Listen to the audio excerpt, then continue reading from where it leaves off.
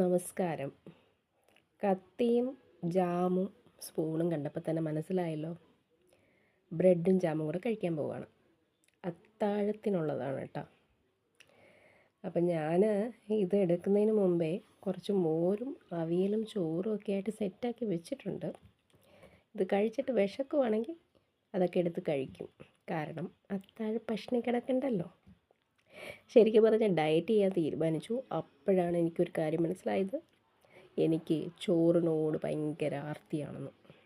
സത്യം പറയാമല്ലോ, ഒരു ദിവസമൊക്കെ ഈ ചോറ് കഴിക്കാതിരിക്കാൻ പറ്റുമോ? അത് കഴിയുമ്പോഴത്തേക്ക് ഭയങ്കര ആക്രാന്തമാണ് ചോറും മോരും ഒക്കെ കഴിക്കാനായിട്ട്.